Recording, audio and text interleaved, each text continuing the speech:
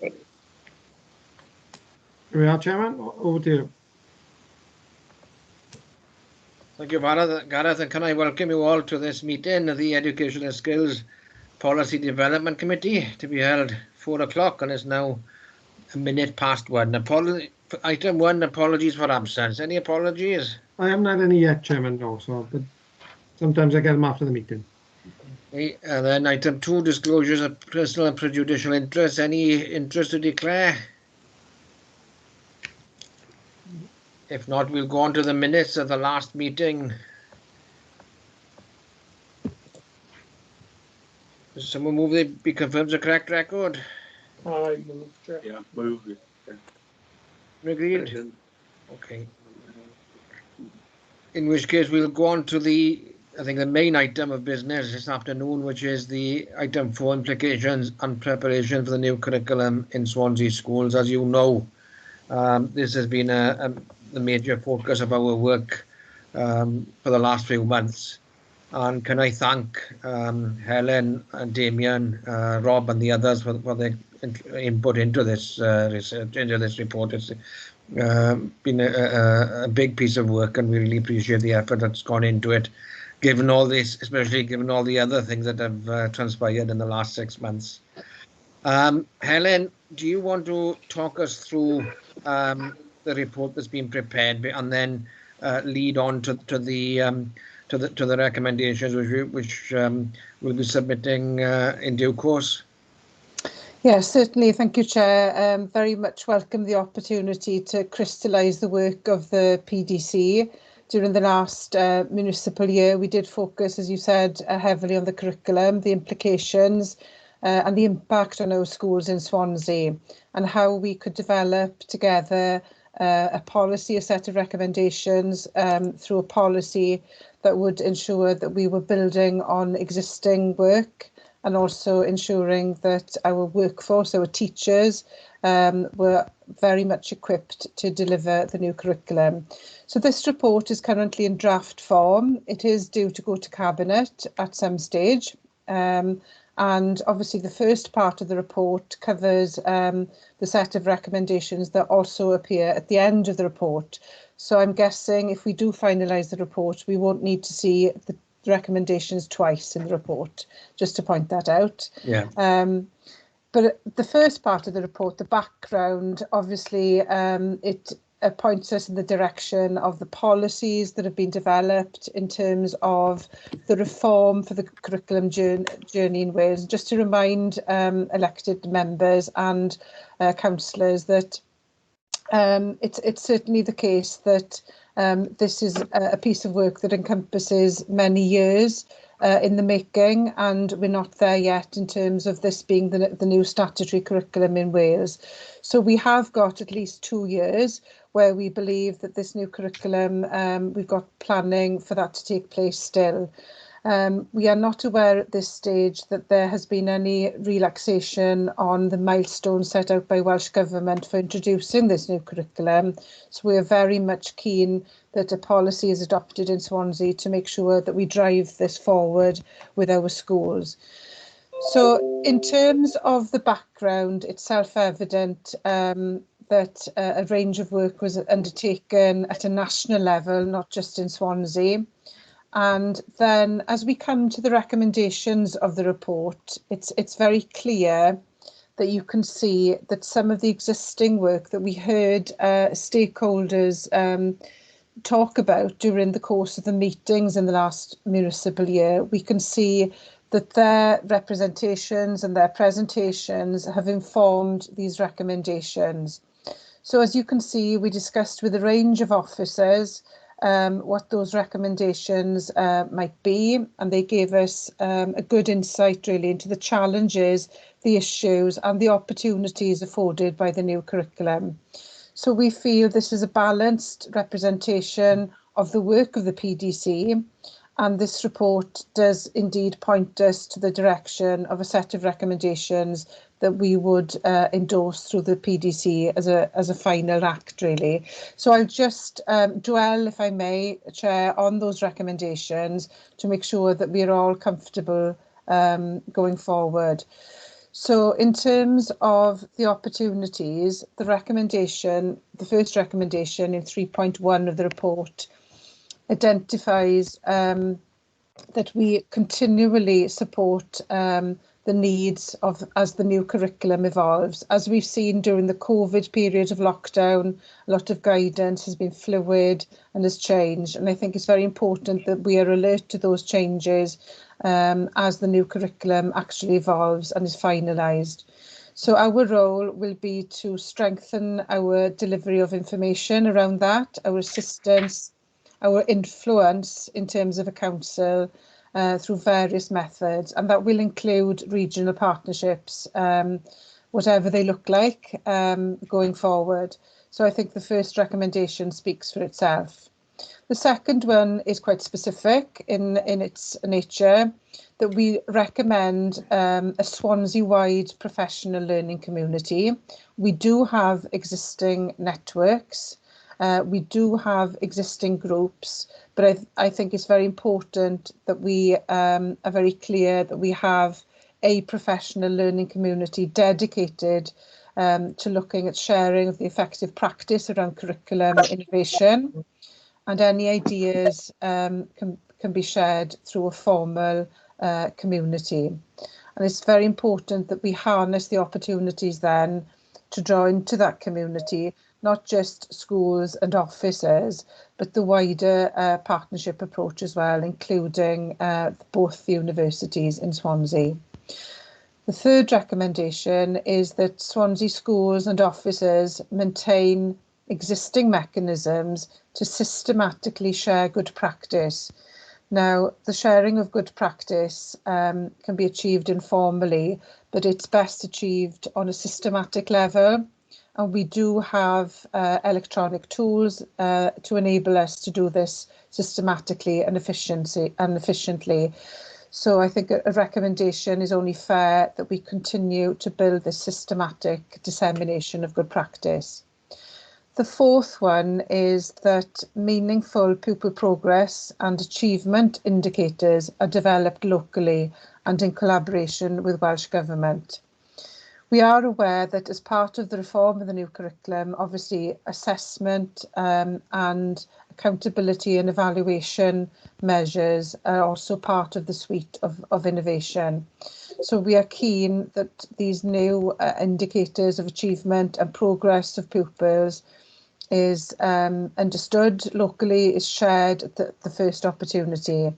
And we are also aware that some of the current indicators that we have are stale, they are no longer fit for purpose, and we very much welcome new indicators showing pupil progress to be developed.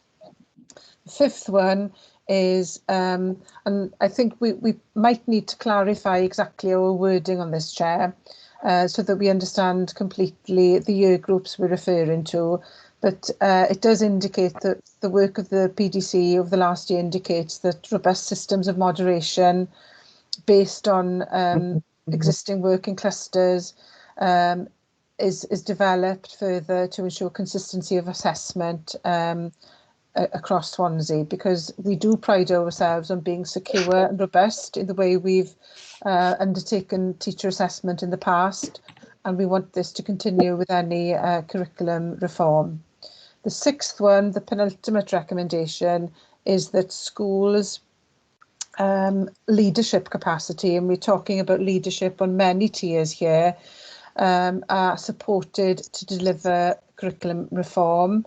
And again, this is drawing on other partners to help us with this.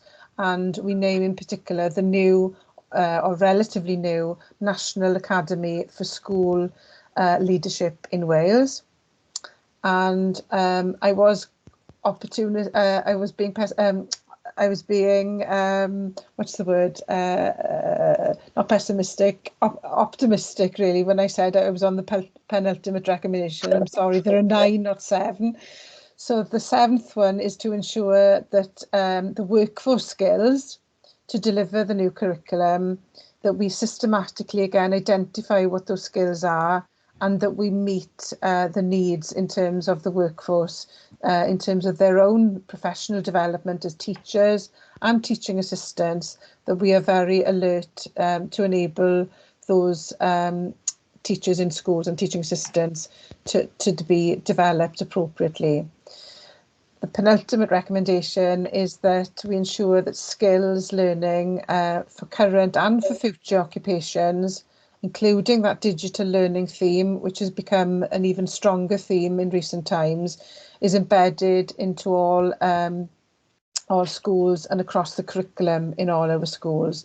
And this is in collaboration, of course, with the work of Swansea Skills Partnership, who have a work stream that is dedicated to building digital capacity, not just in schools, but across the piece in terms of our partners in further and higher education as well. And finally, the recommendation in this draft report is that Swansea's curriculum implementation guidance, we do have an existing strategic plan for implementing the curriculum in Swansea, that this now moves into the next stage of planning. Despite some of the hiccups we've had in terms of disruption to education recently, it's recommended in this report that we do actually move on to the next phase and we don't delay any existing planning for curriculum reform in Swansea. So that's it from me, Chair, in terms of emphasising the key points in this report, and happy to take any questions. Thank you, Helen. And I think, looking at this, we've taken a lot of evidence and met a lot of people, both within Swansea and elsewhere. And I think what struck me is how far ahead a lot of our schools are. There's a lot of good practice. There's a lot of good work that's gone on. Our responsibility is to make sure that is systematic across the whole of Swansea, and that there's all children are able to access the same level of opportunity, and getting a system-wide approach as we're proposing here is a way to do that and a way of achieving that. So with those kind of words of introduction, are there any points or any comments members want to make as we move through with this? If you could put up the yellow hand.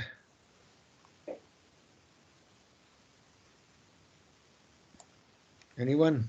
No, Don't be shy.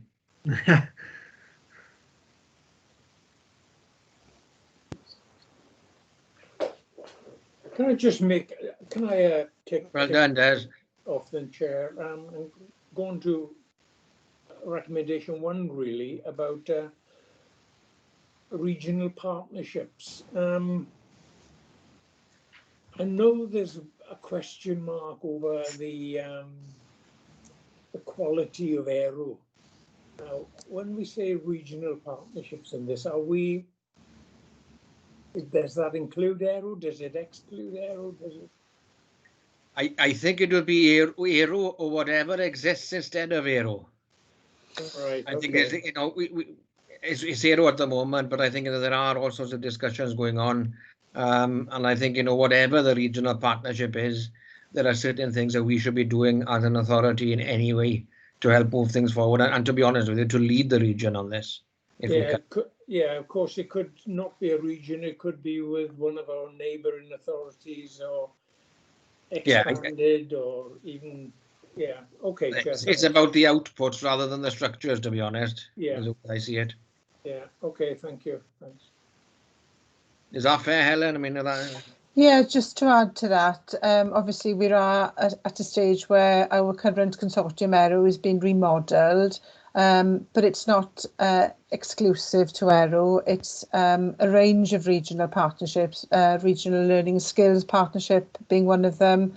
So we will be relying on a range of partners, not exclusive to the consortium. Okay, thank you. any other comments? Yeah, Bev and Lyndon, Chairman. All right, okay, I call Bev in first and then Lyndon. Right, thanks, Rob. It's not so much a question as an observation. A lot of schools were working towards the new curriculum, as you've already stated.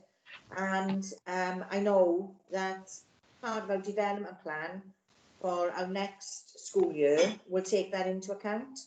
I know we've had this gap in between now where, so many things have changed and what have you. But I think schools' views on the new curriculum are still there. They're still positive, and many schools will be building them into their new development plans for the new year. Yeah. One of the observations I'd like to make, and it's quite recent information, obviously the current statutory curriculum, there's been a slight relaxation in terms of the focus being with the return to schools currently, being on well-being, welfare of pupils returning to schools. And I think that's so important. And of course, well-being is at the heart of the new curriculum. And it's important that we don't lose sight of the future because of what's happened in the last 5 months. And inevitably, the next few weeks, the return to education will very much be focused on well-being, not on undertaking every part of the curriculum, even as it stands now. And I look forward really to hearing, as we settle back into education in Swansea, about the plans that the schools have to develop and innovate and build on the opportunities presented by blending learning, for example. I'll call Lyndon in now.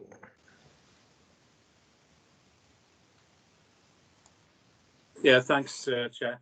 I was going to mention obviously with Eru, it depends on the footprint that it moves forward with, because as you know, it's Neath Port Talbot have pulled out currently, but it's ourselves, Carmarthen, Sherna goes up to Powys and Ceredigion, and there's an argument that it should really be, if it's to exist, it should be the city deal area, because we deal with them economically and with employment and transport, and it seems quite logical that why it exists, that should be the sort of model really. But what it does need to do, it's had about 4 either managing director or acting managing directors in the 3 years that I've been on the scrutiny body. So it doesn't give it any real stability, and I think if it's to go forward, it needs that stability as well. Because teachers need to have confidence, and head teachers in Eru and what it does. To be honest, Swansea is big enough to do it itself. We could, but and looking at some of the areas within the footprint, the current footprint, they need a lot more help than ever we will. But nevertheless, that is the sort of my sort of take on that. I think over the last few months, has been a huge learning curve as well, where we've learned a lot, and the digital work that's been going on and contacting pupils at home and so on, which is something that we can take forward and we can all learn and continue to learn from, because it's been really helpful, and it could be helpful for things like their homework and everything else.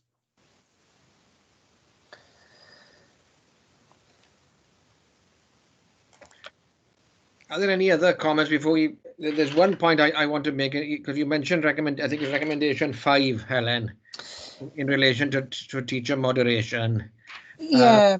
Because my feeling here is, if you look at the Welsh Government publications, go back to the original Donaldson report and so on, teacher assessment is essential and crucial to a new system, whatever happens, and whatever assessment arrangements are put in place. And we shouldn't allow ourselves to be, clouded by what's happened over the summer and all the discussions about the immediacy there. This is a longer term thing, a key principle of the way the new system is going to operate in Wales. And I think it's making sure that we have that robust system of teacher assessment in all our schools. I think is going to be the key part there. Just to clarify, Chair, recommendation 4 refers to a new set of achievement indicators, and as long as we are clear that recommendation 5 and recommendation 4 are linked, so moderation of the new achievement expectations really, and how we measure pupil progress consistently. So long as that link between recommendation 4 and 5 is is clear to everybody. I'm very comfortable with what you just said. Are members happy with that? Yes, yeah, Yep. Okay. yeah, makes sense. Yeah. I suspect or feel that we've got a consensus here that the members are happy with it, with the report. Absolutely. That it progress to cabinet. Did I put my hand up, Chair? I'm not sure if my hand's up. No, I can't see the things coming up, Mike. Sorry. Oh, right, yeah. I just put. Can I make a comment, Chair, if that's okay? Yeah. Yeah, absolutely. I was just going to say that. I mean, I think that we're all in a position where we've gone through a lot of meetings, a lot of time, a lot of reports, and we've seen the highest level of professionalism in accordance with the successful futures and everything that's followed on from it. And I'm sure that all of us, with our roles on governing bodies of schools, have seen a similar meeting of enthusiasm at the grassroots level. And I think that Councillor Hopkins, Bev's point, I think, you know, and that it's blown me away. There we are, and it brings music to my ears. Well done, Mike. And I think that as we go forward, maybe since the late 80s, we put more and more blinkers on teachers, more and more limiting blinkers, more and more bureaucracy, more and more red tape. This is an opportunity to keep them off and to enable school leadership to look for horizontal interweaving at a grassroots community level with this breeding of skills. And I think for me, as a senior lecturer at one of our great universities, there's a tremendous opportunity for us to bring together higher education and further education partners right down to that grassroots level. And it seems to me that all partners are chomping at the bit for this new enthusiastic way of transforming lives and asking what schools are for, what colleges are for, and seeing the longer term. So I welcome this wholeheartedly, and hats off to Helen, Damien, and the team, really. You know, I think I'd echo that. If you look at recommendation 8 in particular there, you know, it's not a matter of delivering a preset national curriculum that's outlined and teachers are going to deliver it. It's about responding and making sure that there's our young people are prepared for their future lives, you know, whatever direction they want to take. And that employability, the skills for the workplace, that those are a part of every child's learning experience across the board. Hi Rob, can I just say something? Sorry, yes. My computer froze just now. Just on Helen's remark with the well-being of the children, I'm glad that we're looking at that, because I think it's really important. There's so much nervousness about the children going back to school and the situation that they're in. So I'm really glad that we're not pushing for results as much as looking after the welfare of the children, because I think that's important at the minute to get that right, and then we'll concentrate on their achievements after that, but getting them feeling really happy going to school, because I think at the minute there's a lot of nervousness out there, not just the children but the parents as well. Yeah, and I think that's going to come up later on the agenda as well. So in terms of the report, the draft report presented, are members happy for that to be progressed to cabinet? Yeah. And I think that we won't need another meeting to sign off this report. Then we'll sign it off today and enable expedite matters that way. Sorry, Rob. Trying to knock my hand up, but it won't go. I don't know what the hell I'm doing. Yeah, sorry. I can't see it. You have to raise your hand physically like that. That's okay. No worry. Do it the old-fashioned way. We've done it. There we are. Okay. Well, if members are happy to sign off that report, we'll proceed on that basis. And I think the next two items are related in a way. First is an update on COVID-19, and then that would potentially impact on our work, because I know the council corporately are looking at how we respond and involve PDCs in thinking about redesigning services and what changes need to be made in response to the new situation which we find ourselves in, the new normal as has been defined. So I think that's an ongoing discussion. But if we start off then with an update on where we are with COVID-19 and specifically the implications it's had on our education system here in Swansea. Yeah, in terms of the feedback from the reopening of schools during the period of July, at the end of the summer term, we did receive feedback. So Damien oversaw the reception of feedback really from our staff in schools. So are you happy for Damien just to highlight some of the issues on return? That's fine. Damien, over to you. Yeah, thank you, Chair. Well, I've got the report. Of course, I thought this had gone to you in August, so I've been frantically trying to read it today to remind myself of what I'd written. But I'll skim over it if you'll allow me. Just to start with the background, there'll be a little bit of repetition, I'm afraid. But I mean, as you know, schools were repurposed as of the 23rd of March to become emergency childcare settings. An emergency education board was swiftly set up by the Directorate. That board, any updates from that board was communicated to schools via a newsletter daily originally, but then it went down to twice weekly. That board has commissioned the work of various task and finish groups. So, and it's one of the task and finish groups, the reopening of schools task and finish groups, a big group. I think you're on it actually, Chair. You know, they've put a lot of work, so we'll get to their work in a moment. As you know, regional continuity of learning boards were created, looking at you know, the teaching and what was being made available to pupils remotely. Swansea echoed that, if you like, with its own continuity of learning group, which feeds into the regional group. And we gave you a verbal update on that back in July. Also, the Children's Commissioner for Wales launched a survey, Coronavirus and Me, so that information has come into the local authority. I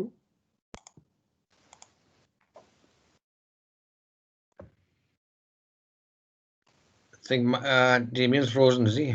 Looks like, yeah. Yeah.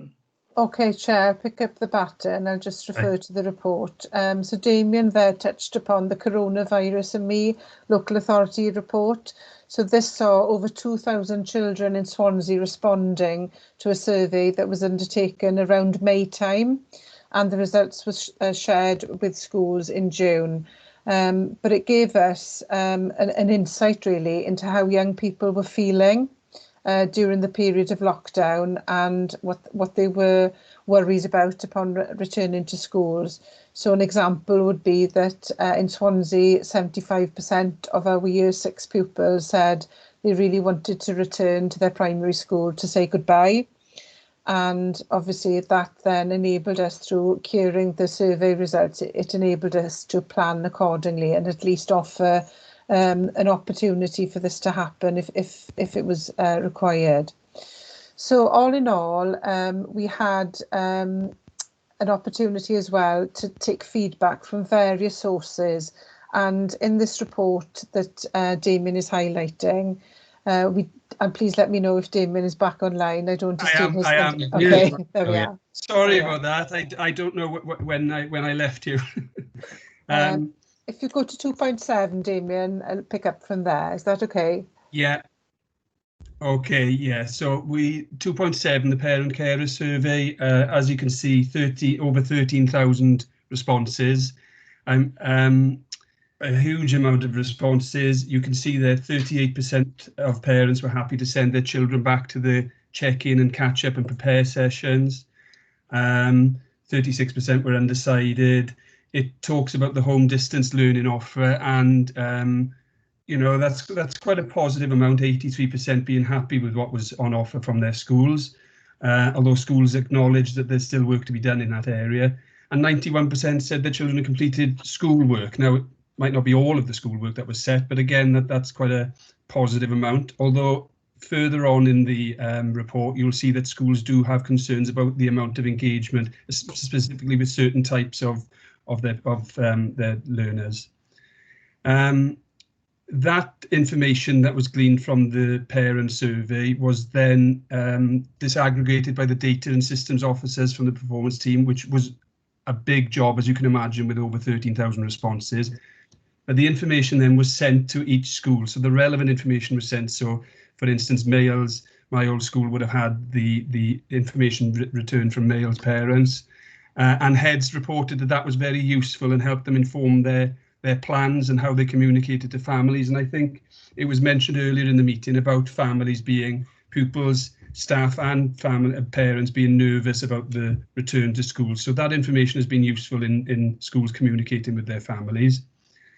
I'm going down to 2.9 now, the wellbeing survey. And you'll see there that at the time of writing, only 22 responses, but we were getting really to the end of the school year, and you know, it's understandable why there wasn't a bigger response. But lack of engagement of vulnerable families. I talked about engagement a few seconds ago. So school leaders are concerned about the lack of engagement with vulnerable families. They talk further on about engagement of those who could be considered digitally excluded, but the local authority and schools have done a lot of work, which I think we've spoken to you about before, about loaning equipment, the MiFi, you know, the dongles, if you like, the Wi-Fi dongles that families have had. So that in itself creates an issue with some schools finding now they've got a lack of IT equipment, but there is a digital support grant that schools have been accessing. So some of the equipment is starting to arrive in schools early. Well, I know it's already arriving in schools. Just to go through these as well, the lack of routine and structure, it's increased anxiety, and we've seen this in the media lately, that it's becoming more of a shift to, it's more important to get children back into school than keeping them home because of this, the well-being and of course the learning that is being missed.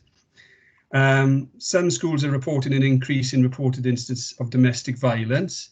And a colleague pointed out that that's not always domestic violence between the parents or the adults, and it can sometimes be domestic violence with, you know, the children against the parents. So that was pointed out by some colleagues. So possibly why we're seeing increases. A number of schools reported that they'd given families extra food, toys, and books and clothing, and they were continuing to work with colleagues in the Education Welfare Service, Child and Family, and the police. And Helen's report mentions collaboration and sharing, and I think throughout all of this there's been the collaboration between the different departments and the different agencies is really strengthened, certainly in Swansea, and we've all got to know each other a lot better, but a newfound respect as well, or an enhanced respect rather. It talks then about schools would like professional development and supporting pupils and staff who've experienced trauma. And further on, it talks about professional development for staff with regard to IT. So again, it echoes the recommendations that Helen was talking to you about earlier. Although with regard to trauma and anxiety and resilience, Swansea's Educational Psychology Service has issued quite a useful guidance on bereavement, loss and critical incidents to schools, and that was sent out in April. Down to 2.11 now, the Return to School survey. Again, this was issued by the Reopening of Schools Task and Finish Group. 34 responses, for similar reasons as to earlier as to why there's not more. Schools were finding the operational guidance, the risk assessment, the FAQs, all of the information being sent out very useful. And we've just issued, last week, Thursday, we've issued an updated bundle of documents, if you like, that have gone out to schools. So schools have now got or should have access to the most up-to-date information. I mean, it was literally being changed on the day that it went out because we were including information about face masks, I think it was, and visitors to schools. So the use of Teams and technology, we had an example of it now, was well received, and schools would like to see that continuing. But there's issues they felt were confusion around, you know, mixed messages, the 3 weeks or the 4 weeks, and the timing of information being given to schools. But there was an acknowledgement that this wasn't always the local authorities in the local authorities' gift, if you like, because information was coming so late from Welsh Government or from other sources. Other challenges, certainly during the end of the summer term, was offering the catch-up and check-in sessions whilst also providing emergency childcare. That was a difficulty schools were wrestling with. What to advise staff who were shielding or vulnerable. The grab and go bags along with the backs was proving difficult. and the long list of critical workers and the eligibility. So those were the issues schools were wrestling with. Come September now, schools aren't providing emergency childcare at the moment. So hopefully some of those issues we're not going to see them in this autumn term. What they wanted was to share good practice. And again, that was mentioned earlier in Helen's report. That word collaboration again, support from key officers, consistent messages. And I think Mike, I think mentioned it earlier about this is a real opportunity. I think it's okay to share with you. You probably know that categorization won't be taking place this year, and that sometimes actually got in the way of supporting schools. So this is a real opportunity for the likes of myself and Rob and our teams to go in and support schools without the spectre of categorization and making judgments. So it's an opportunity, and hopefully one that, who knows, there might be a clamour that categorization won't return, who knows. There were meetings with trade unions, moving on to 2.14. I didn't attend those, so if you want more information on those, Helen was in a lot of them, but there is information there provided from Helen. And then down to the conclusions and key points, unprecedented and extremely challenging circumstances, but the use of technology has improved. There's been real silver linings to what's been a very dark cloud.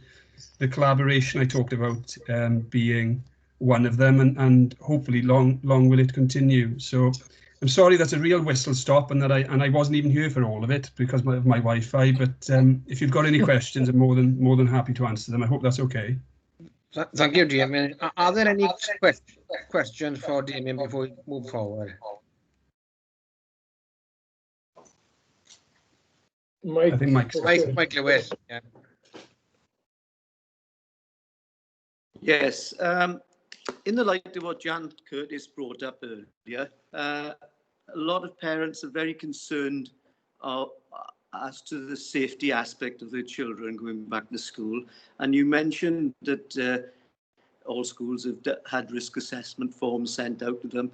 Have we got a dedicated risk assessment officer to oversee these forms, or are the schools autonomously filling them in and just filing them for a future date? Are you right for me to answer that, Helen? Yeah. I mean, I think the chair would know, having been on the Return to Schools group, that Nicole Overton is our sort of go-to person for schools with the operational guy, and she's, in my opinion, done a phenomenal job during the crisis. So she's Nicole and her team. It's not just Nicole, but Nicole largely and her team have been creating templates that the schools can amend if they want to, but largely they are using what Nicole is sending out. And Nicole is keeping on top of the guidance that's coming from Welsh Government, but also double checking them with Public Health Wales that what we're saying is accurate. Yes, but every school is different. There's a different geographical layout of the school. So yeah. I don't think it's a one for all form and one for all risk assessment. They should be being challenged on their interpretation of the risk assessment guidance that you were giving them. I just wanted to be reassured that that is happening, and somebody is a dedicated officer is overseeing every individual school. Yeah. Sorry, Helen, go on. Yeah.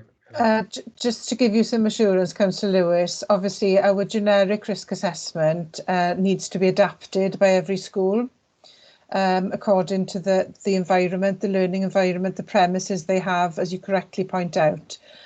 Today, our dedicated officer is actually visiting all secondary schools during the course of the next 14 days, and she is currently out in schools today.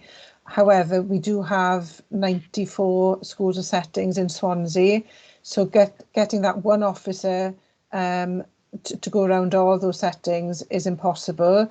So there needs to be autonomy and ownership of the school's risk assessment at a school level, and we will assist and support any specific queries. But absolutely the ownership stands squarely on the shoulders of the school to embrace and adopt that, and any complacency will not be tolerated, because we will be subject to scrutiny around any kind of complacency that we detect. So it really is the responsibility of the governing body of the school leadership, to ensure that their risk assessment is fit for purpose for the environment that they are working in. Thank you, Helen, and for the reassurance. Thank you.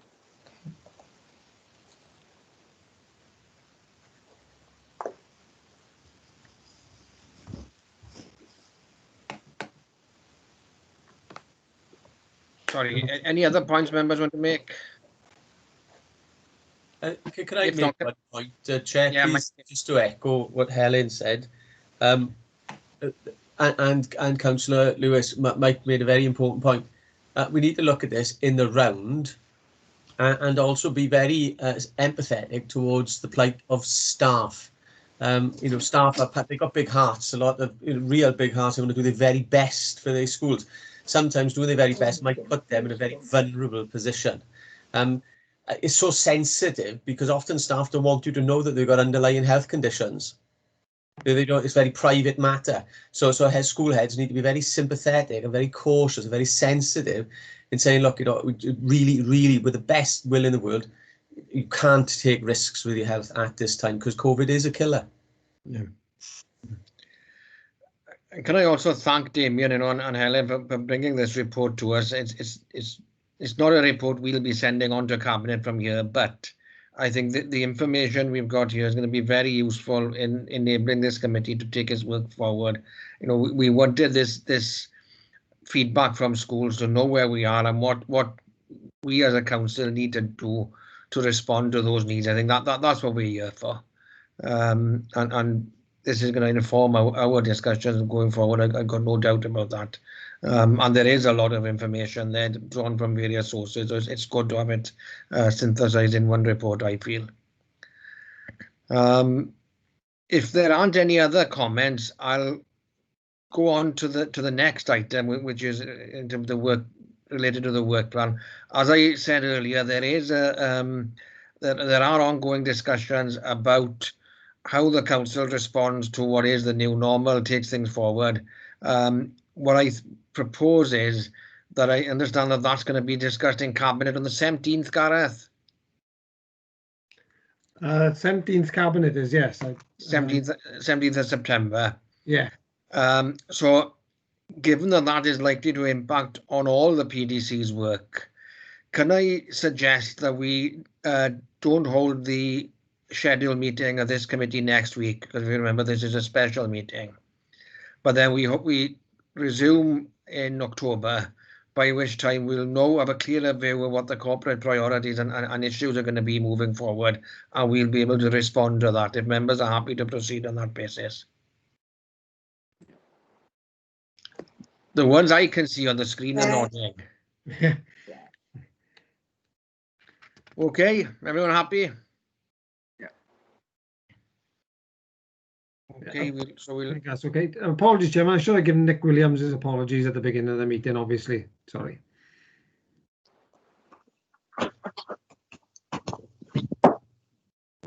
Bear with me while This is the first time I've chaired a meeting from my own home, right? So that's appreciate your forbearance on this occasion.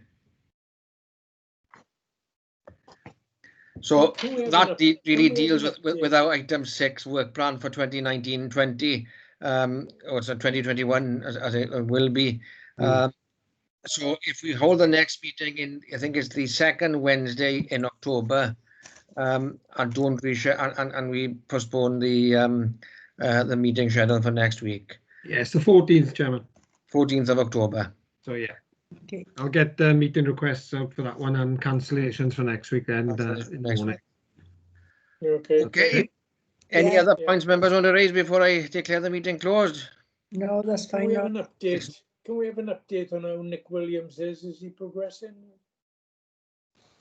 I think we can we do that outside the meeting, Des? Okay. Okay. Yeah. Okay. I'll if we finish, Chairman, I'll stop recording. Okay, if you stop it, we'll declare the meeting closed. Right, Thank you thank very you. Okay.